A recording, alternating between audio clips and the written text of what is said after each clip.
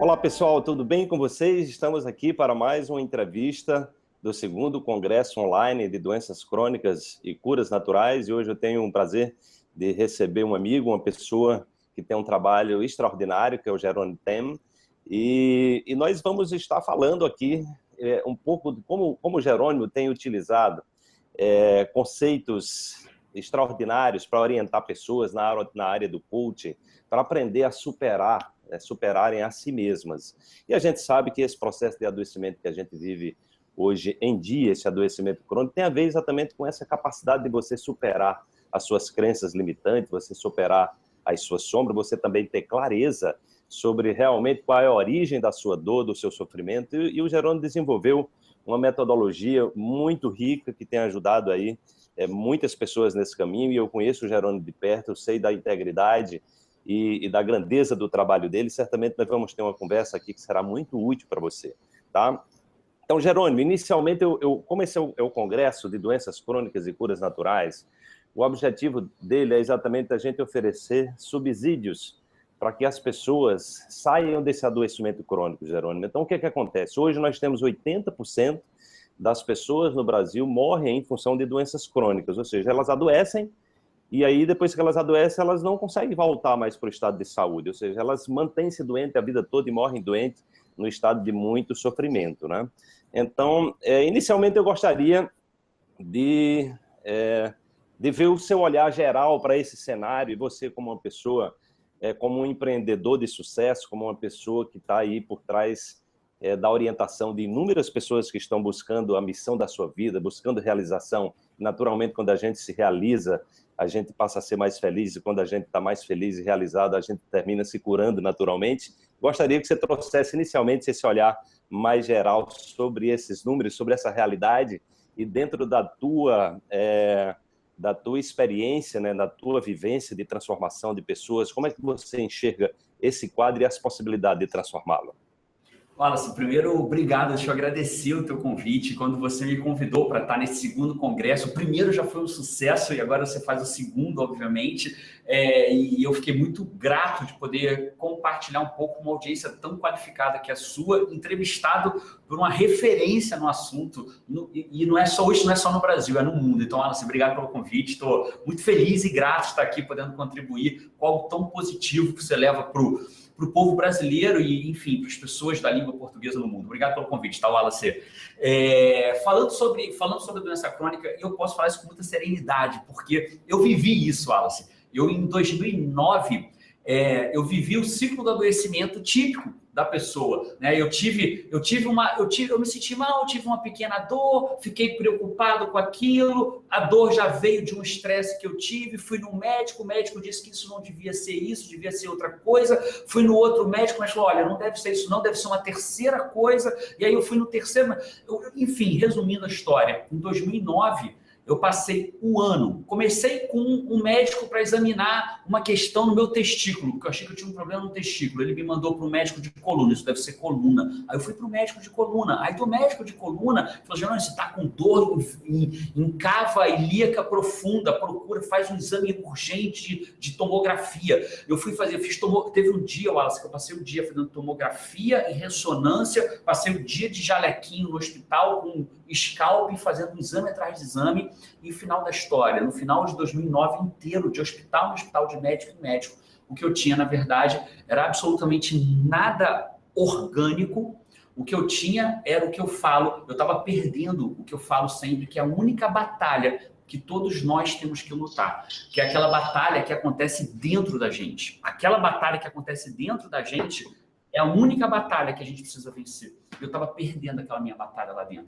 Então, naquele ano eu perdi e eu adoeci.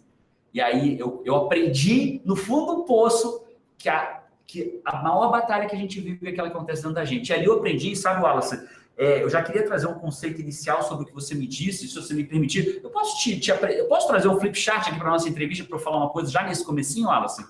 Claro, com certeza, Jerônimo. Acho que vai ser bem, vai contribuir, com certeza. Ótimo. Já tem aqui, eu já fico preparado aqui, eu falo, vai que precisa. Muito bom.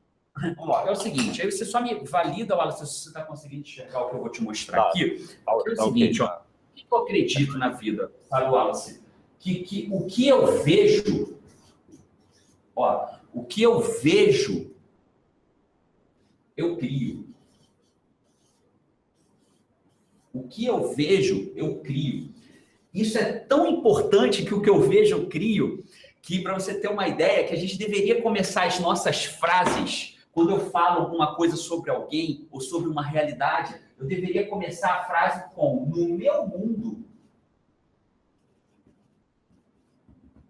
as coisas são assim, porque o que eu vejo, eu crio. Vou dar um exemplo. Quando teve a gripe suína, a primeira ciclo de gripe suína, minha mulher estava grávida. E eu, basicamente, eu tive medo que ela morresse de gripe suína. Então, o que é? Ela estava grávida, e ela estava grávida de gêmeos, ela era o fator de risco maior possível. O que eu fiz? Comecei a ver todas as notícias sobre gripe suína, quantas pessoas morriam no Brasil, quantas pessoas estavam adoecendo. Só faltava botar em casa um painel assim, sabe? Um placar de mais uma morte. Eu ia lá e mudava mais uma morte. E aí, aquilo eu comecei a ver. Então, no meu mundo, as pessoas morriam de gripe suína. Então, a qualquer momento, o que eu fiz? Eu pedi licença do meu trabalho para trabalhar de casa, para não ter que ter o risco de pegar uma gripe suína e trazer para minha mulher. Então, no meu mundo, se eu saísse de casa para trabalhar, eu pegava uma gripe suína. Eu comecei a me enclausurar. Eu não ia mais sair com os meus amigos, não fazia mais nada daquilo. Então, o que eu vejo, eu crio. E aí, o que eu crio no meu mundo, eu sou a pessoa... Eu sou a pessoa do mundo que eu criei para mim. Eu sou essa pessoa desse mundo que eu criei. E o que eu sou, eu faço correspondente ao que eu sou. E o que eu faço é o que eu tenho. Agora vem mais incrível, sabe, Wallace? Na minha opinião. Vou dar um exemplo assim do mundo corporativo, embora esteja falando de doença crônica, mas é algo que vai ficar bem claro para a gente. Vou dar um exemplo rápido. E a pessoa fala assim: eu não vou, eu sou, só quem tem aumento na minha empresa aqui são pessoas que são da patotinha. Só da patotinha tem aumento. Então, eu vejo que só pessoas da patotinha têm aumento. Então, eu crio que no meu mundo só pessoas da patotinha têm aumento. Então, eu sou uma pessoa nesse mundo. E aí, o que eu faço? O chefe vira e fala assim: hoje eu preciso que a gente dê hora extra para fazer esse trabalho aqui. O cara que no mundo dele, só quem é aumentado é da patotinha, ele vira e fala assim: rapaz, vou nada, porque chegar na hora do aumento, quem vai ser aumentado é o cara da patotinha, quem vai ser promovido é o cara da patotinha. Então ele faz o equivalente ao que ele é. E aí, quando chega na hora do aumento, da promoção, quem é promovido? O cara que ficou trabalhando até mais tarde, o cara que deu o suor dele, o cara que foi ao mais. E aí, o que ele faz? Ele tem aquilo que ele acreditava. Ou seja, no meu mundo, só da patotinha é aumentado. E quanto mais ele tem, mais ele vê. E quanto mais ele vê, mais ele cria, mais ele é, mais ele faz, mais ele tem. E aí, isso é o ciclo da realidade. Eu chamo de ciclo da realidade, Wallace. Então, respondendo a tua pergunta, na minha visão, as doenças crônicas, elas surgem de ciclos de realidade criados pelas pessoas, de um adoecimento interno dela. E esse adoecimento interno acaba, como você comprova cientificamente, gerando adoecimento orgânico após esse primeiro adoecimento interno. Então, para mim, respondendo a tua pergunta, Wallace, desculpa ter me estendido na primeira pergunta, mas esse, para mim, é o que gera o que esses 80% das pessoas que acabam morrendo de doenças crônicas. Excelente, Jerônimo. Muito bom, muito didático isso aí. Isso realmente a ciência vem comprovando esse estado, ou seja, é exatamente em função das suas estruturas internas, das suas crenças dominantes que você está criando a sua realidade, né? Ou seja, as suas crenças dominantes é aquilo que você vê, é aquilo que você enxerga, né? E a gente vai ver que as pessoas muitas vezes estão enredadas dentro desse processo. Tem aquelas pessoas que já dizem a minha doença, né? Então elas já batizam daquela minha doença e elas já afeiçoa, né, Wallace? Ela cria uma afeição pela doença. Já tem uma afeição, já se apropria, já tem rodas de conversa, onde as pessoas conversam sobre as suas doenças, então as pessoas vão se apropriando e vão nutrindo como se fosse um ser ali, né? Geralmente eu gostaria de entrar no outro aspecto aí do seu trabalho, tão brilhante, que é a questão que você fala da necessidade de ter clareza, né? Porque, na verdade, o que é que acontece? Às vezes as pessoas não têm a exata clareza do que é que elas têm, né? E aí elas normalmente elas ficam ali trabalhando, debelando os sintomas e elas não, por falta de clareza, elas não vão na causa dos problemas, ou seja, elas não superam as raízes do mal, e aí a tendência é que elas entram nesse processo de adoecimento. Então, eu gostaria que você falasse um pouco sobre o aspecto da clareza, né, nesse processo do adoecimento aí. Perfeito, nossa, perfeito. O que eu só consigo combater o que eu vejo. Vamos falar de estatística, né? Na vida, na verdade, praticamente tudo são estatísticas, são hipóteses. A gente acredita. As pessoas às vezes falam assim, mas eu vi um cara que fumou a vida inteira e não teve câncer. Certo, mas é como uma viagem. Se você vai viajar daqui de onde você esteja para um lugar de 500 quilômetros de distância, se você sai com um carro novo, perfeito, revisado, pneu novo, gasolina, motor zerinho, a sua probabilidade de chegar ao seu destino ileso é muito maior do que se você sair com um carro velho, caindo aos pedaços, sem revisão, com pneu careca. O cara com pneu careca pode concluir a jornada dele tranquilamente? Claro que pode, é possível. Mas estatisticamente, o carro velho, com pneu careca caindo aos pedaços, eu não estou fazendo simbologia com idade de pessoa, estou fazendo simbologia com cuidados com equipamento. Ele tem a probabilidade muito menor do carro arrebentado chegar no destino, é muito menor do que um carro inteiro. Então, quando a gente fala disso, a gente afasta essa ideia da probabilidade. É muito comum as pessoas, Wallace, elas se desculparem pela exceção que elas acharam pela vida. Aquele cara nunca falou de nada disso e viveu 100 anos. Certo, mas estatisticamente 80% das pessoas morrem de doenças crônicas. Então, quando a gente bota clareza sobre aquilo, então para eu enfrentar esse inimigo, que é o inimigo interno, que é essa batalha que eu tenho que vencer, o primeiro passo que eu tenho que fazer é botar clareza sobre aquilo. E aí, quando eu digo clareza, Wallace, é clareza de existem 5 clarezas que você tem que ter, mas deixa eu colocar 2 muito claras. A primeira clareza é onde você está hoje. As pessoas, em geral, elas não sabem onde elas estão, a situação real delas. E quando eu estou falando isso, eu não estou falando só de check-up. O check-up é a primeira camada, né? É a primeira camada da clareza. A clareza é muito mais profunda que aquilo. As pessoas sabem que querem ser felizes, as pessoas sabem que querem ter sucesso em algumas áreas da vida dela, as pessoas sabem que elas querem ser saudáveis, que elas não querem ter doenças crônicas, elas sabem disso. Elas não sabem com clareza em que situação atual elas estão naquele momento. Então, vou dar um exemplo da minha mulher recentemente. A minha mulher recentemente, ela queria emagrecer, mas nunca teve força de vontade para emagrecer. Ela não é gorda, muito pelo contrário, ela é muito bem, é uma mulher muito bonita, mas ela queria perder aqueles 2, 3 quilinhos dela, mas ela nunca teve força de vontade para emagrecer. Por quê? Porque ela não tinha clareza plena do peso dela, da situação atual dela. No momento que ela parou e deu atenção àquilo, peraí, deixa eu entender exatamente onde eu estou hoje. Qual é o meu peso?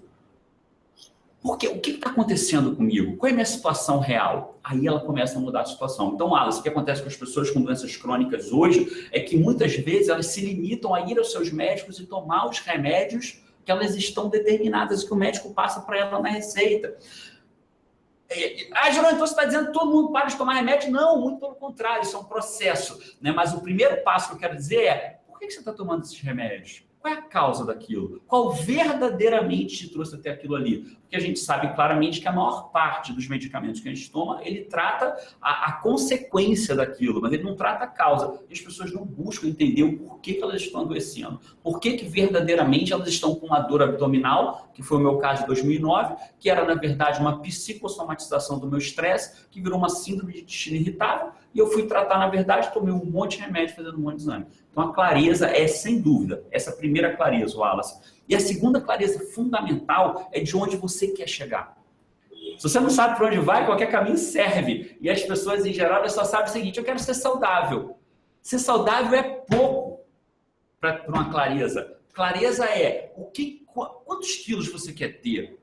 Quantos anos você quer viver? Com que qualidade de vida você quer ter? Isso é uma clareza fundamental. Eu vou dizer uma terceira clareza logo, que é uma clareza intermediária, tá, Wallace? Que é a clareza do que eu chamo de pra quê magnético. É a clareza de o que... Porque assim, é razoavelmente simples a gente dizer do que a pessoa tem que se alimentar para ter uma vida mais saudável, com mais energia. A questão é, e por que ela vai se alimentar daquele jeito? Então, todo ser humano precisa achar, Wallace, o seu pra quê magnético, aquele pra quê que puxa ele, mesmo que ele se distraia em algum momento na vida dele. E às vezes as pessoas, a clareza que elas têm é uma penumbrinha. Elas pensam assim, eu vou cuidar da minha saúde, eu vou cuidar da minha parte interior, eu vou fazer o congresso, vou assistir todas as palestras do congresso porque eu quero ter uma vida melhor. É pouco. A verdade é que você tem que entender qual é a segunda, terceira, a quarta camada daquilo. Eu, por exemplo, eu tenho colesterol, eu tenho a tendência a ter colesterol e triglicerídeo altos. Eu tenho a tendência a isso por alguma disfunção genética ou por algum ponto que eu ainda não consegui entender do porquê. Só que eu não posso comer como rotina, não devo comer carboidratos. Eu não devo comer carboidratos e gorduras em algumas espécies com triglicerídeo e colesterol. Isso lá atrás, isso antes da minha vida atual. E aí, naquele momento, eu vou deixar de comer essas comidas que não me fazem bem, não fazem bem para o meu organismo como um todo, porque eu quero ter o colesterol baixo e o triglicerídeo baixo. Isso não é um pra quê magnético. Isso não me puxa. Ter um exame bonito não me puxa. Falei, para que eu quero isso? Aí vem a pergunta, por que você quer ter os teus check-ups perfeitos? Porque eu quero ser saudável. Mas para que eu quero ser saudável? Eu quero ser saudável porque eu quero viver mais. Para que eu quero viver mais? Eu quero viver mais porque eu quero que meus filhos não tenham uma vida sem pai. Opa, aí verdadeiramente me arrepiou agora em tempo real. Eu digo que o pra quê magnético é quando você chega num ponto de profundidade, você vai se perguntando, para que eu quero ter saúde? Para viver mais. Para que eu quero viver mais? Aí chega uma hora que você fala, nossa, arrepiou, senti no estômago, senti no peito, senti no coração. Aí você achou o seu pra quê magnético. Então, acho que essas três clarezas, Wallace, vai ajudar muito quem está vendo a gente aqui agora. Porque às vezes a pessoa quer agir, ela só não sabe como. Eu acho que esse pra quê magnético também vai ajudar muitas pessoas. Não sei se isso faz sentido para você, Wallace.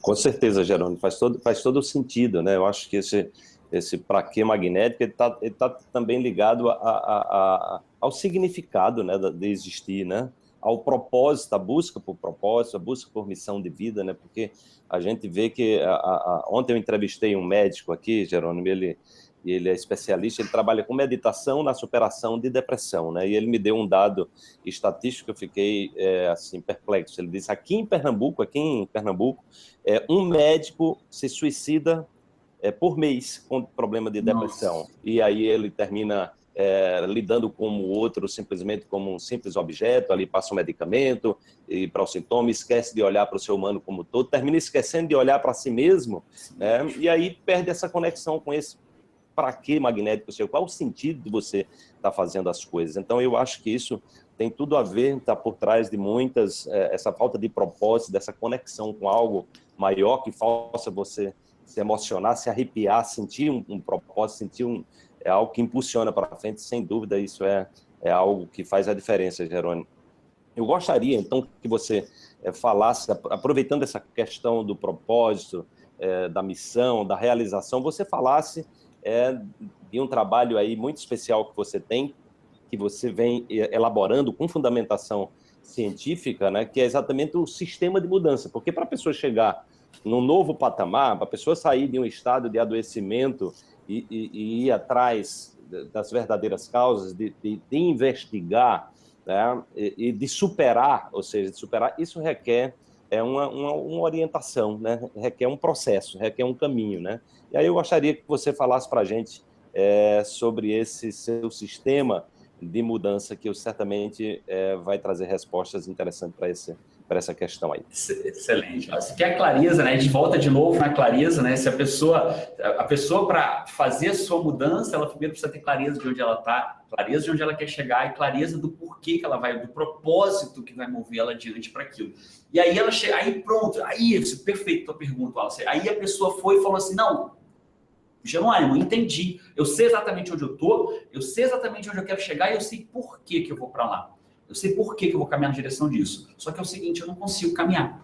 eu não consigo mudar meus pensamentos negativos, eu não consigo me alimentar adequadamente, eu não consigo fazer uma sequência, por exemplo, eu não consigo criar a rotina de pegar sol, né? Quando você falou sobre os médicos, por exemplo, a gente sabe hoje, segundo dados estatísticos do Dr. Laí Ribeiro, que 96% dos médicos pesquisados têm deficiência de vitamina D, porque os médicos eles vão para o consultório, não pegam sol, a vitamina D, que hoje já se entendeu que não é bem uma vitamina, né? A vitamina D está mais para o hormônio do que para a vitamina, e aí ele vai para a vitamina D dele, vai lá embaixo, e aí ele fica, e aí vem os desdobramentos, ele tem que tomar reposição, e aí ele fala assim, não, entendi, mas eu não consigo ter a determinação de todo dia de manhã tirar 20 a 30 minutos para pegar sol. Eu não consigo fazer a mudança, eu não consigo parar de ter o pensamento negativo, eu não consigo parar de julgar as pessoas, eu não consigo parar de ver o lado negativo das coisas, eu não consigo parar de adoecer.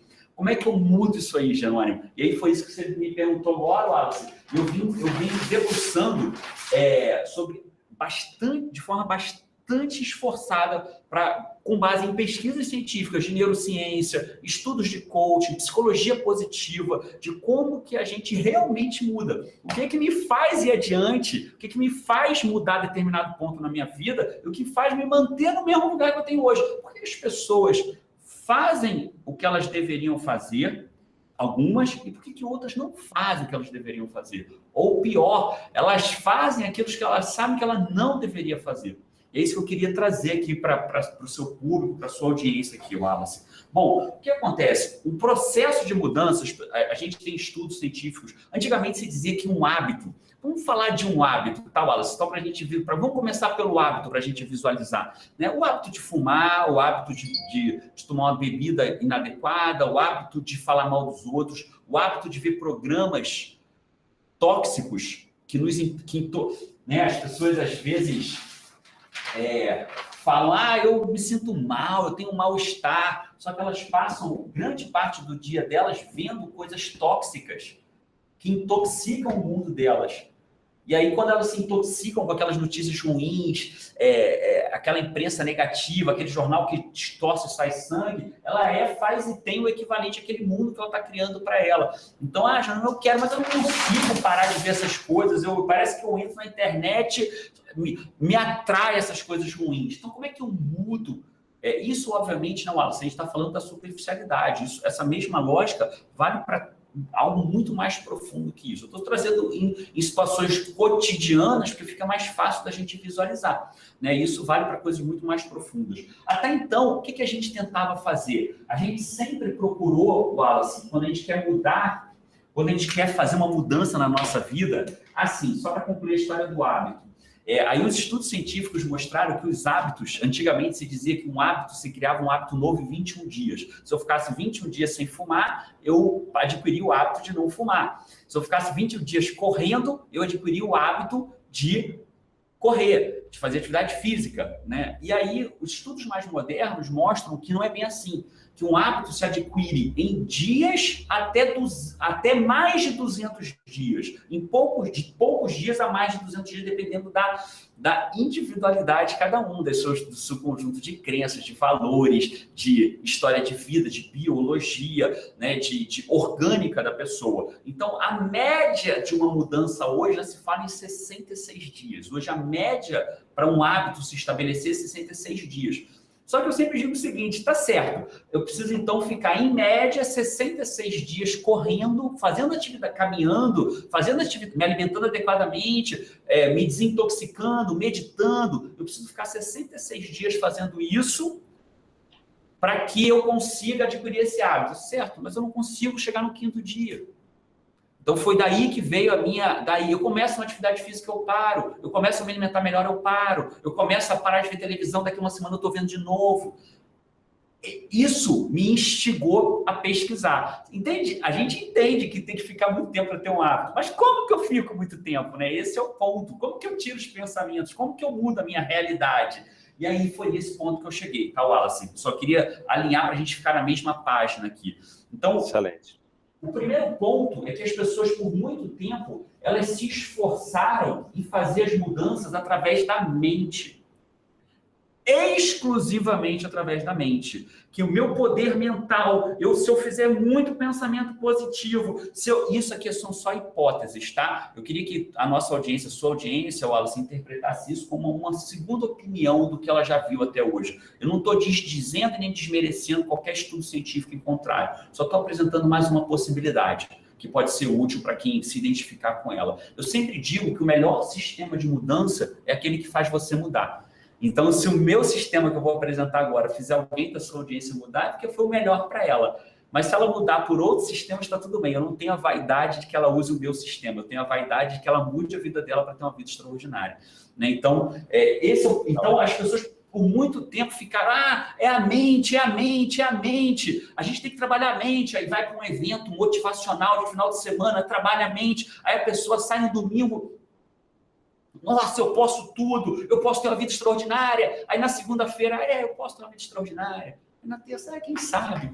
Aí na quinta, sei lá se eu posso. Na sexta, ela já tem certeza que ela não pode ter vida extraordinária nenhuma, porque a vida dela já está ruim de novo, já voltou àquele ciclo anterior da realidade dela. Então, eu percebi que a mente, por si só, ela não tem força suficiente para criar um sistema real de mudança. Por quê? Porque a mente, ela age junto com o cérebro da pessoa, que são coisas diferentes. Né? O cérebro é um órgão dentro da nossa cabeça, e esse órgão dentro do crânio, e esse órgão ele tem funções específicas diferentes da mente. Vou dar um exemplo. É como se existisse dentro do nosso cérebro, né, Wallace? Eu sei que você sabe disso, eu estou falando isso na nossa conversa. É como se existisse uma bruxinha que faz uma porção de neurotransmissores, de hormônios, e derrama no teu corpo a partir do cérebro para que aquilo ali te dê uma sensação. Então, vou dar um exemplo. Né? O cérebro, se você faz uma coleção de alguma coisa e encontra um selo raro, não sei se você já viu a expressão, nossa, aquele cara é viciado em colecionar selo. Já ouviu essa expressão assim, que a pessoa diz, ele é viciado em colecionar selo? Uhum. Tecnicamente, ele é viciado, Wallace. Por quê? Uhum. Porque quando ele acha um selo raro, o cérebro dele gera dopamina, por exemplo. E ao gerar dopamina, ele tem um bem-estar. Então, ele está viciado naquela dopamina de achar um novo...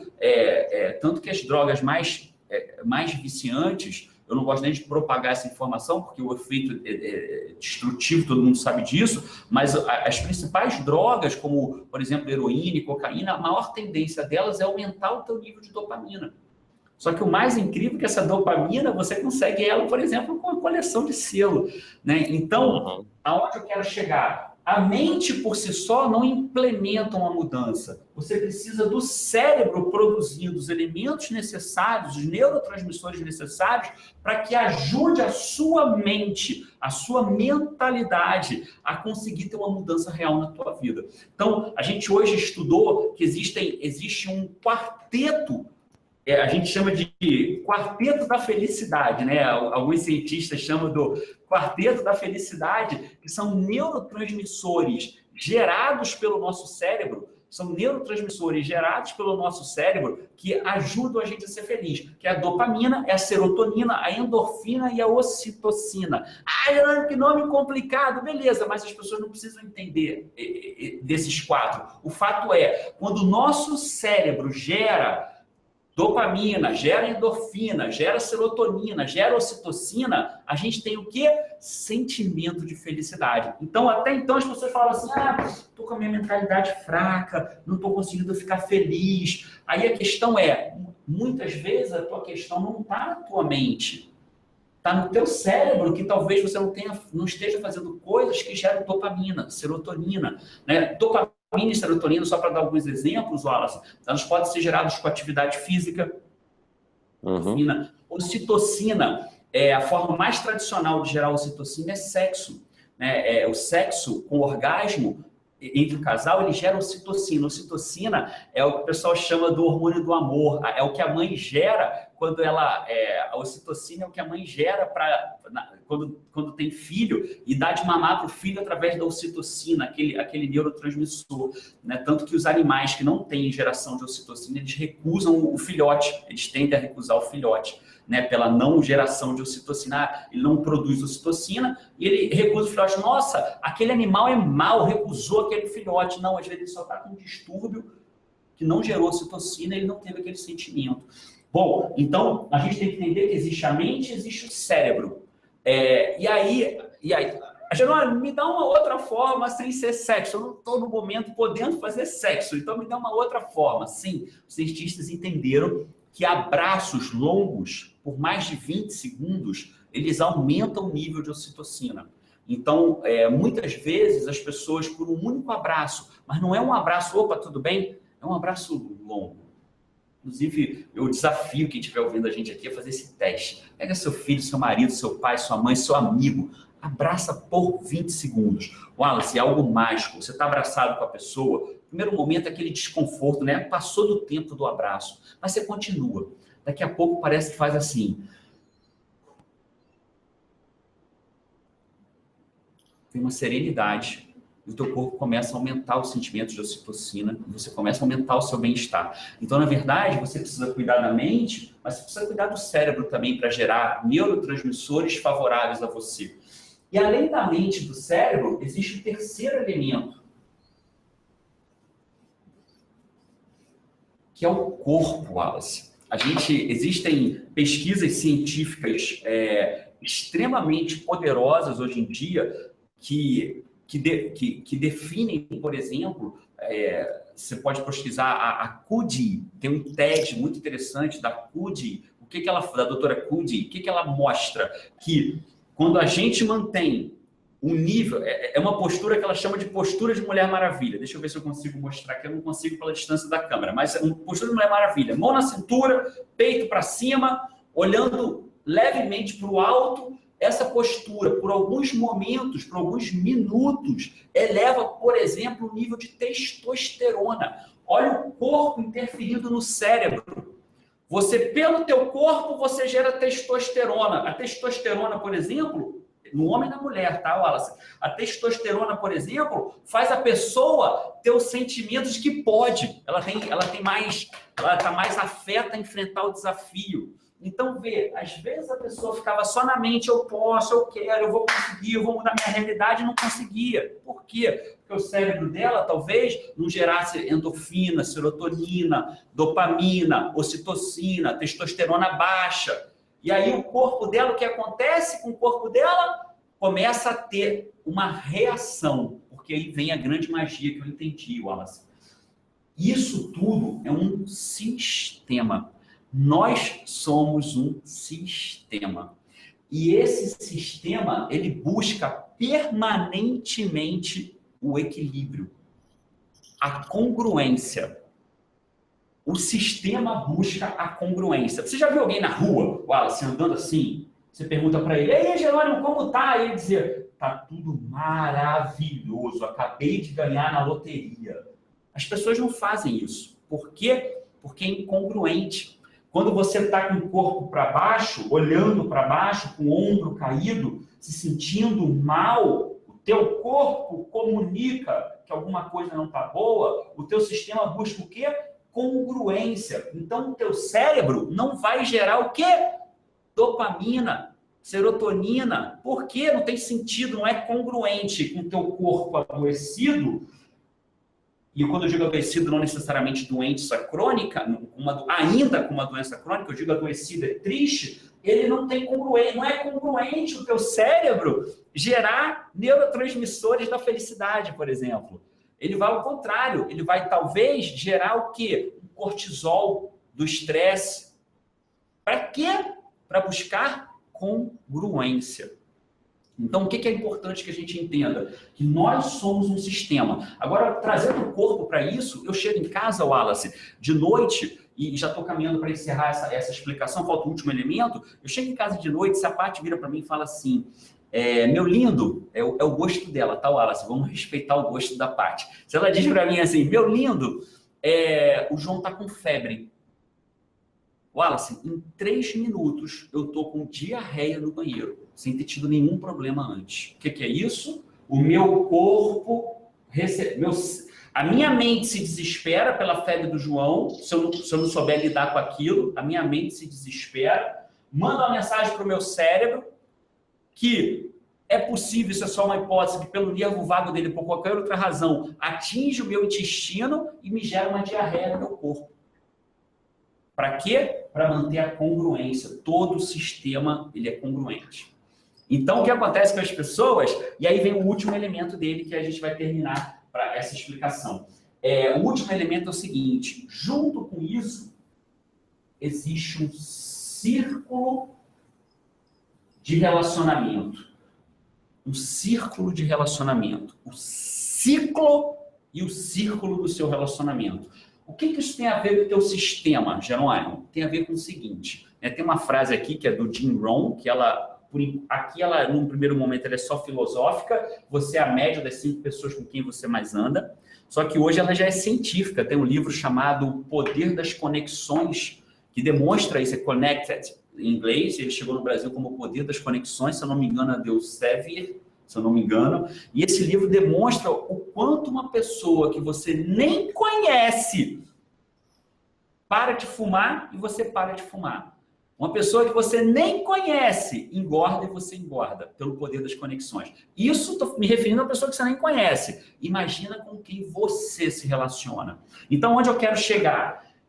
Esse círculo de relacionamento, ele também é magnético. Por que isso? Vamos imaginar que você chega num lugar, que as pessoas que você mais convive, você chega num lugar todo feliz, cheio de dopamina, cheio de serotonina, acabou de dar uma corrida, achou um selo da tua coleção, fez o exercício da CUD de manhã, de esticar o peito, e tá cheio de testosterona, animado, mentalidade. Você chega no teu ciclo e começa. Você viu, cara, o que aconteceu ontem? Mataram uma pessoa aí, cara. O cara morreu. Você viu, pô, fulano, nosso amigo, tá com uma doença aí que eu não sei quanto. Você vai chegar nesse círculo de relacionamento, você vai chegar, Wallace, e contar todas as suas maravilhas, ou você vai começar a buscar algo que você consiga se conectar com aquelas pessoas e buscar em você algo negativo para contar, para se integrar naquele círculo? Provavelmente você vai buscar algo negativo. O que vai acontecer? Esse círculo de relacionamento vai fazer assim, ó. Ele vai fazer com que o teu sistema se encolha. Não sei se isso faz sentido para você, Wallace. Ele espreme o teu sistema como um todo. E aí ele interfere aonde? No teu corpo, no teu cérebro e na tua mente. Por quê? Porque o teu sistema busca permanentemente congruência. Se o teu cérebro não está produzindo serotonina, não está produzindo dopamina, só para exemplificar, o teu corpo tende a ser coerente com aquilo, congruente com aquilo, e a tua mente vai ser congruente com o teu cérebro e com o teu corpo. E aí você não tem força. E aí você vai para o teu círculo de relacionamento, que ele é restritivo ao invés de ampliativo, e aí o teu círculo ainda ele é congruente com aquilo que você está fazendo. Então, beleza, Jerônimo, então agora me diz como eu mudo isso. Como eu mudo isso, ou se você acha que isso aqui já é o suficiente para as pessoas entenderem onde a gente está? Eu acho ótimo você dizer como mudar, Jerônimo. Tá muito bom o encadeamento de ideias. Eu acho que está sendo muito útil aí para as pessoas que estão em busca das verdadeiras causas e do processo da transformação, que eu acho que isso faz a grande diferença. Pode continuar, está muito bom o conteúdo. Que bom, Wallace. Eu estou realmente trazendo o que eu tenho de melhor para a tua audiência pela qualificação dela e por você como organizador desse evento tão diferenciado, cara. Wallace, é o seguinte, então dentro dessa lógica, eu digo o seguinte, que existem vários hábitos que as pessoas precisam ter ou podem ter para poder fazer uma mudança real na vida dela. Eu vou trazer 2 ou 3, só para que a gente comece a mudar a nossa vida hoje. Que a pessoa acaba essa entrevista agora, acaba de assistir, e depois, se quiser, assista mais uma vez ou outra, enfim. Mas quando ela assistir a primeira vez, ela já pode sair daqui com uma mudança real. Tem 3 hábitos. Tem 3 hábitos que a pessoa tem que ter. As pessoas que mudam a sua vida, Wallace, e tem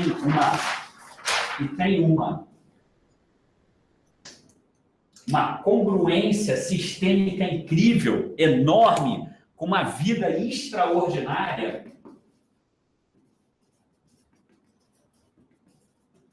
A pessoa, para ter uma congruência sistêmica incrível, para construir uma vida extraordinária, quando eu falo de vida extraordinária, eu não estou falando necessariamente de dinheiro, até porque a gente está falando aqui de outro aspecto. Estou falando de uma vida extraordinária, onde você tenha propósito de viver, onde você tenha alegria de viver, onde tenha razão para você começar o seu dia, onde você consiga mudar a chavinha dentro de você da tristeza para a alegria, da doença crônica para a vida plena, né? Então, a primeira mudança é o seguinte, é o que eu chamo de bater no peito todos os dias, Wallace.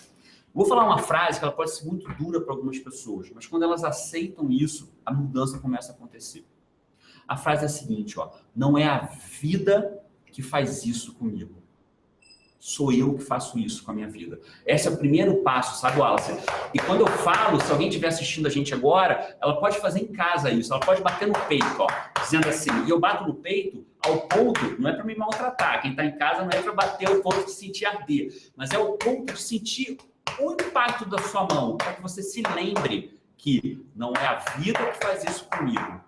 Sou eu que faço isso com a minha vida. Todas as vezes que eu tento culpar a Paty por alguma coisa, a minha empresa por alguma coisa, o governo por alguma coisa, as circunstâncias por alguma coisa, eu bato no peito e falo, não é a vida que faz isso comigo, sou eu que faço isso com a minha vida. Então esse é o primeiro passo, é você entender que se hoje você tem uma realidade que não é a que você gostaria de ter, um ciclo extremamente espremido, uma congruência sistêmica negativa, não é a vida que faz isso com você, sou eu que faço. Ah, mas Jerônimo, e o cara que estava no sinal, veio o ônibus, atropelou ele e arrancou as 2 pernas dele.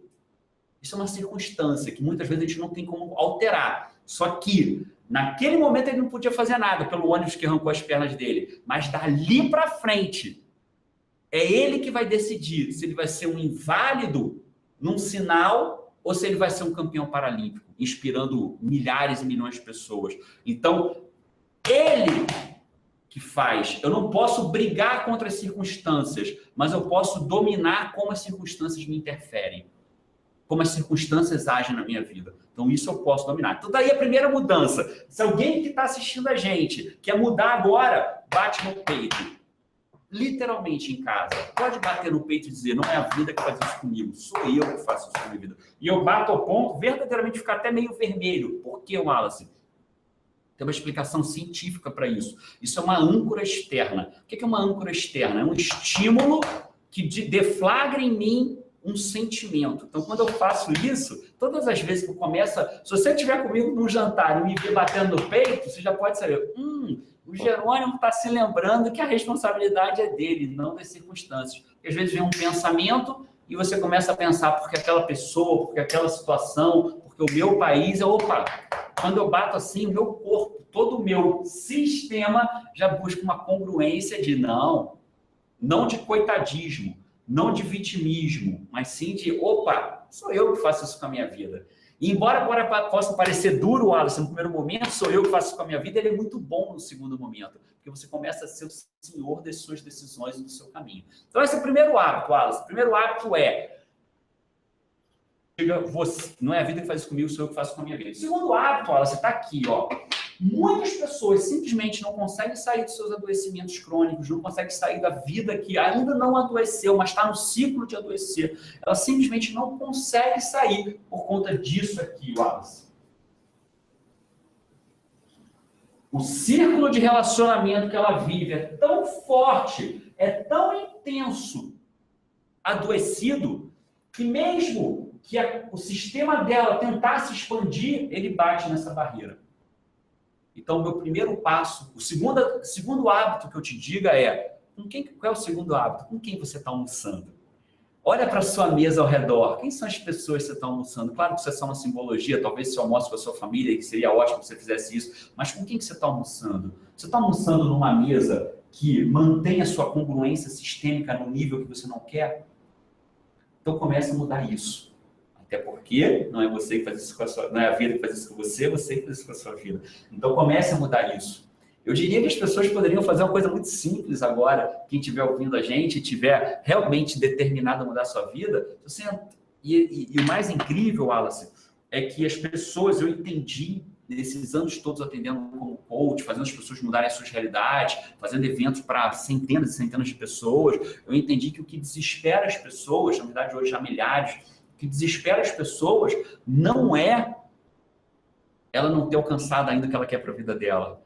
O que desespera as pessoas é elas não estarem caminhando na direção disso. É isso que faz o mal, é não estar caminhando. No momento que você muda a sua direção, você já começa a se sentir melhor. Então, dentro dessa lógica, Wallace, só para concluir esse ponto, uma atitude muito simples é a pessoa entrar no seu WhatsApp, por exemplo, para quem usa o WhatsApp, e ter a coragem de sair de um único grupo. Um grupo de WhatsApp que mantém ela com a congruência sistêmica inferior. Essa mera atitude já mostra para o sistema dela que ela está em processo de mudança. E aí começa a buscar uma nova congruência. Então, essa segunda atitude, se atente para o seu círculo de relacionamento. E aí, Wallace, as pessoas às vezes pensam assim, mas eu vou deixar de andar com fulano? Quando eu digo deixar de andar com fulano, se for no dia a dia e essa pessoa ela é tóxica para você, agora que você entendeu, se ela te mantém uma congruência sistêmica inferior, sim, você vai deixar de andar com ela. Porque não é a vida que faz isso com você, é você que faz isso com a sua vida. Agora, não quer dizer que você não vai continuar tendo carinho pela pessoa, cuidado pela pessoa, amor pela pessoa, interagir minimamente com a pessoa. Você só não vai se manter naquele grupo intoxicado e mantido numa congruência sistêmica inferior. Então, essa é a segunda mudança clara. E a terceira mudança clara, o que eu poderia dizer, sabe, Wallace, e a última mesmo, é que se deixar aqui, eu vou, Wallace. Se deixar, eu vou embora aqui. Tá ótimo. O conteúdo está de alto nível, Gerônimo. Muito, muito bom. Pode continuar. Que bom, Wallace. Então, vamos lá. Eu vou fazer uma outra simbologia para ficar mais fácil da gente visualizar. Mente, cérebro e corpo. Só para a gente visualizar. Aquilo que eu falei antes, ele busca a congruência o tempo todo. Se algo no meu cérebro, por exemplo, eu paro de produzir dopamina e ele desce, os outros elementos eles vão buscar congruência e vão descer também. Meu corpo vai buscar uma postura inadequada, a minha mente vai começar a ficar enfraquecida. Tanto é que grande parte dos remédios de depressão eles atuam buscando aumentar a serotonina e a dopamina da pessoa, para que ela saia daquele ponto. Aí vem a terceira e última dica, que ela é incrível. Quando a gente acorda mal, eu vou confidenciar uma coisa para a tua audiência aqui, Wallace. Eu tenho um sintoma que eu sei que a minha congruência sistêmica está baixa. Se 6 horas da manhã, que é a hora que eu acordo, 5h40, 6 horas da manhã quando eu acordo, se eu for tomar o meu primeiro banho do dia e eu sentar no box, a Paty já sabe que eu estou mal. Porque é a minha congruência sistêmica lá embaixo. O meu corpo, eu fico sentado no box com a mão no rosto, deixando a água cair. Quem é que faz essa posição e está feliz? Ninguém. Então, quando você faz isso, o que acontece? O teu corpo manda a mensagem para o teu cérebro que alguma coisa não está bem e eles todos vão buscando uma nova congruência sistêmica inferior. Beleza, Jerônimo, mas eu não consigo sair disso. Eu acordei mal meu dia, tá mal, começou mal meu dia. Vou dar uma dica para a tua audiência, Wallace, que é o seguinte, o oposto também é verdade, essa é a boa notícia. Se eu estou numa congruência sistêmica inferior, muitas vezes eu não preciso mudar a minha vida inteira para ser feliz. Eu só preciso criar um ponto de incongruência. É um pouco complexo o nome, mas eu vou explicar e a tua audiência qualificada vai entender. Você só precisa criar um ponto de incongruência sistêmico positivo. Então, por exemplo, quando eu estou sentado no fundo do poço tomando banho, sabe o que eu faço? Eu vou buscar em mim o que está menos enfraquecido em mim. É minha mente, é meu cérebro, é meu corpo. Normalmente, a solução que eu dou é o seguinte, eu não quero ficar bom. Eu não penso assim, eu vou sair da fossa e vou ver tudo lindo. Não é simples assim. Mas eu posso virar e falar o seguinte, eu vou fazer o seguinte, eu vou sair desse banho, eu vou levantar e eu vou falar rápido. Aí eu saio do banho, Wallace, e falo com a Paty assim, e aí, minha linda, hoje vai ser um dia incrível, né? A gente vai viver hoje o dia. Eu tô mal, tá, Wallace? Eu tô com a mente mal, meu cérebro mal, mas eu começo a falar rápido. Pessoas que estão deprimidas não falam rápido. Elas falam assim, ó. Cara, realmente. Então, quando eu começo a falar rápido, eu ainda não estou bem. Mas eu gerei o que em mim? Um ponto de incongruência sistêmico positivo. Isso é só uma hipótese. que vai acontecer com os outros elementos? Eles vão buscar o quê? A congruência. Meu cérebro falou, opa, tem alguma coisa acontecendo por aí. Meu cérebro é um órgão. Ele só entendeu que alguma coisa mudou. Lembra? Postura gera testosterona, por exemplo. Achar um selo gera dopamina. Eu falar rápido e falar agitado e falar com o olhar mais aberto e mais rápido, meu cérebro vai entender, opa, não tem depressão aqui. Não tem... não é depressão... Eu não estou chamando de depressão neurocientífica, depressão química, né? Estou falando, não tem um processo depressivo aqui. Então, opa, então vou começar a gerar coisas positivas e aí começa a ver. Às vezes, Wallace, o meu sistema não vai buscar essa congruência, mas ele vai buscar essa. Isso aqui cai um pouquinho, os outros dois levantam. Então, eu saí desse estado para esse estado simplesmente falando mais rápido. Por quê? Porque eu crio uma incongruência sistêmica que faz todo o meu sistema melhorar. Então, Jerônimo, e eu que não sei falar mais rápido? Eu vou te dar outros exemplos para a sua audiência. Você pode assistir um vídeo de comédia no YouTube, aqueles que você ri de não passar mal. Quando você começar a rir, ponto de incongruência sistêmica. Você pode, por exemplo, Wallace, deixa eu tirar isso daqui. Dependendo da pessoa, ela pode acordar todo de manhã e botar uma música alta e dançar. Dançar, brincando. E mesmo que ela não esteja se sentindo bem, ela está gerando um ponto de incongruência sistêmica, o sistema dela todo vai aumentar. Então, o que eu quero mostrar com isso, Wallace? Que a gente não precisa, às vezes, mudar toda... A gente não precisa, às vezes, não precisamos mudar toda a nossa vida de uma vez. Às vezes, a gente só precisa gerar um ponto de incongruência sistêmico positivo para que todo o nosso sistema evolua. E se alertar quais estão sendo os pontos de incongruência sistêmicos negativos que estão fazendo o meu sistema abaixar. É a minha postura de olhar para baixo? Sim. Andar a vida olhando para baixo com o ombro curvado, você está gerando para o teu organismo, para o teu sistema, um ponto de incongruência negativo. Então, onde está? É no teu círculo de relacionamento? Cada um vai ter o seu. Eu tenho certeza que quem ouviu a gente até aqui já começou a entender aonde ela pode estar gerando esses problemas para a vida delas. Que maravilha, Jerônimo. Excelente, né? Só lembrando aqui para as pessoas também que a ocitocina, como o Jerônimo falou, o hormônio do amor, você pode também produzir isso quando você se encontra com uma roda de amigos, de amigas, né? Aquelas pessoas que você gosta muito, as mulheres, vamos se encontrar, vamos para o shopping, vamos para o cinema. Então, aí você coloca a ocitocina para circular no seu corpo e mudar esse padrão. Então, muito excelente essa abordagem aí, Jerônimo. Então, são artifícios que a gente tem, cada pessoa tem, e que pode dar comandos conscientes no dia a dia, uma atividade física repetitiva. Então, você vai criando exatamente esse ambiente, um ambiente favorável para que as coisas aconteçam, e certamente as pessoas que estão em processo de adoecimento crônico, isso acontece porque também as pessoas estão desenvolvendo atitudes crônicas, então elas estão ali dentro de um processo e não conseguem sair, né? Elas vão lá, tomam o medicamento. É importante também dizer que esse medicamento para a depressão, que produz a serotonina ou a dopamina, por ele não ser produzido na natureza, ele vai se conectar aos receptores celulares que são associados à dopamina e à serotonina, só que eles terminam comprometendo os receptores, né, Jerônimo? Porque não são naturais.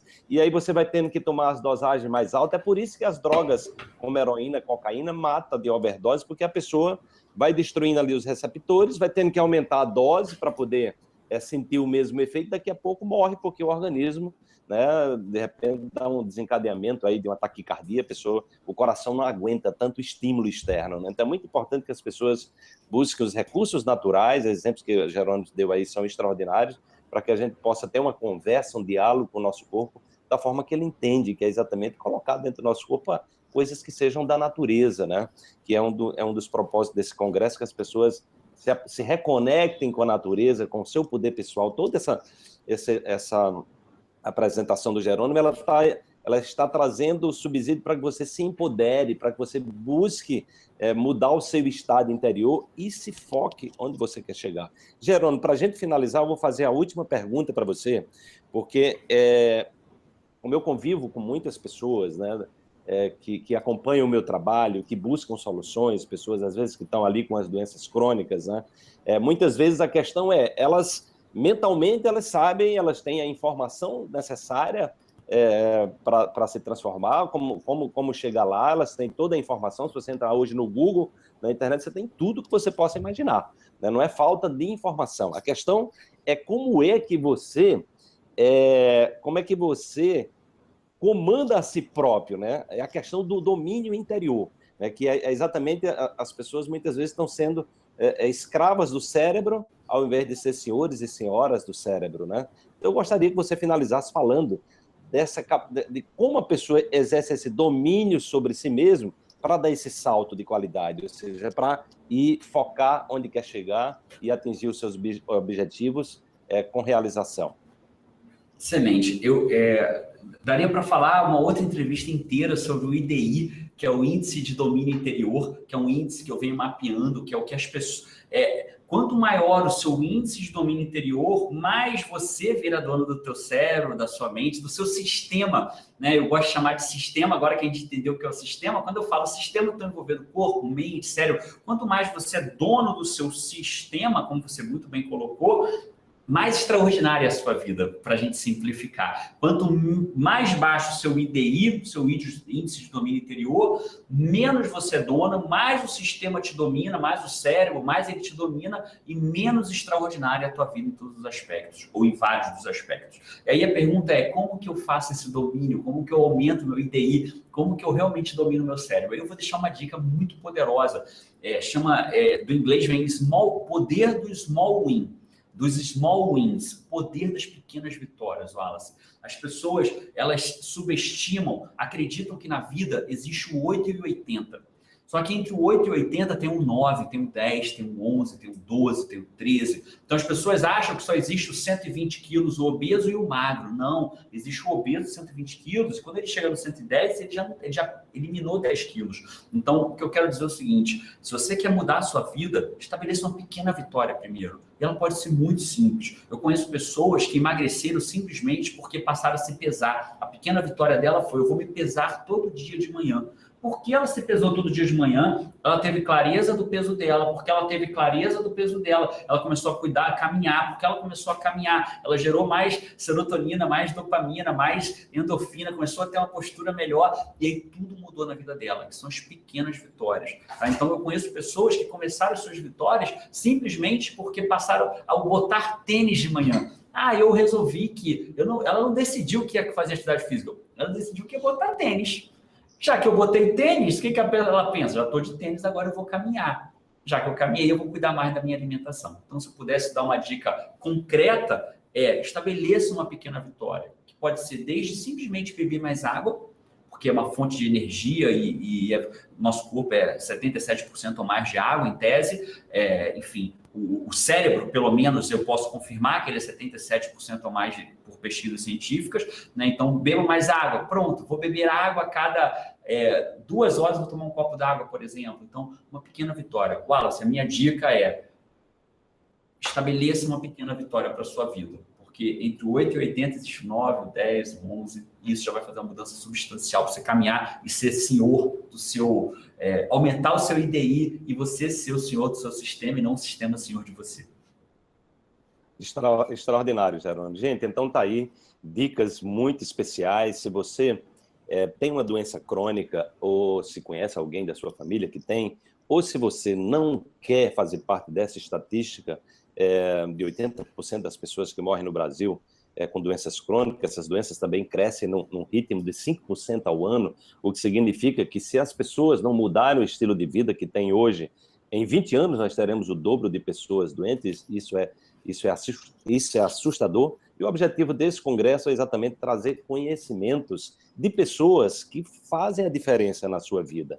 Tá? Então, isso que o Jerônimo está aqui, que nos apresentou de forma brilhante, isso não é uma coisa que ele simplesmente ouviu dizer das outras pessoas, isso faz parte da vida dele, isso é uma prática de vida, ele está ensinando isso aqui porque ele vivencia isso faz parte da transformação, do aprendizado dele. Por isso que a gente sempre diz, põe em prática, você não precisa acreditar necessariamente no que a gente fala, mas você precisa ser um investigador, uma investigadora de si mesmo. Eu costumo dizer que as pessoas precisam desenvolver o senso de serem um cientista, uma cientista de si próprio. E o cientista é aquela pessoa que necessariamente não acredita nem desacredita, mas ele investiga, ele põe em prática para ver se isso faz sentido, tá? Então, a dica aqui, além dessas dicas maravilhosas que o Jerônimo deu aí, né? Você procure essa pequena vitória, e de repente, de pequena vitória em pequena vitória, você vai estar mudando esse ambiente interno, esse sistema integrado que o Jerônimo falou aí, e você pode trazer um novo significado na sua vida. Não tenha dúvida que o adoecimento crônico, ele é irmão gêmeo da atitude crônica, né? E o propósito desse congresso é que você possa despertar, você possa se sensibilizar para investigar novas possibilidades. As pessoas que nós estamos trazendo aqui são pessoas que têm trabalhos extraordinários, são pessoas extraordinárias, eu costumo dizer assim também, porque essas pessoas deram um significado à sua vida, elas estão fazendo aquilo que amam fazer, elas são apaixonadas pelo que fazem, elas vivem com propósito, e eu tenho certeza que se você enveredar por esse caminho de buscar propósito para a sua vida, buscar significado, buscar no dia a dia construir aí as suas pequenas vitórias, buscar exatamente essa conexão com esse mundo interior, de forma que você aumente o que o Jerônimo chama de IDI, o seu índice de domínio interior, sua capacidade de gerenciar a si próprio, as suas emoções, seu senhor, a senhora do seu cérebro. Então, certamente você vai poder convidar esses hormônios, esses neurotransmissores do bem para fazer a diferença na sua vida. Jerônimo, querido, muito obrigado pela sua participação. Certamente o que você trouxe aqui vai agregar muito valor a essas pessoas que estão participando desse congresso, as pessoas que estão aqui estão em busca de novos conhecimentos, estão em busca de algo que contribua para que elas possam acessar um novo nível. Certamente o que você trouxe aqui tem esse potencial. Gratidão. Se você quiser dar um oi final para as pessoas aí, fique à vontade. Olha, eu que agradeço. Eu vejo o nível dos palestrantes que você traz, e justamente os palestrantes, em cada uma das suas habilidades, eles vão trabalhar o quê? Esse sistema como um todo. Alguns vão falar mais do cérebro, outros do corpo, outros da alimentação, outros da mente. E o que o teu congresso faz, na verdade, é trabalhar o sistema como um todo. E isso é incrível. Eu espero verdadeiramente que as pessoas tenham a oportunidade de assistir todas as palestras, porque elas se complementam para que ele tenha o domínio pleno sobre o seu sistema. Eu que verdadeiramente agradeço o teu convite por estar aqui e o tempo, e que a gente possa, eu acredito, sabe, Wallace, que o bem nunca para. O bem que a gente faz para um, ele vai para o próximo, para o próximo, para o próximo. E parabéns pelo bem que você vem fazendo aí para tantas pessoas, levando essa mensagem para todo mundo. Gratidão, Jerônimo. Um grande abraço, e que esses conhecimentos possam tocar os corações de milhares de pessoas. Tchau, tchau, gente. Até a próxima entrevista. Tchau, tchau.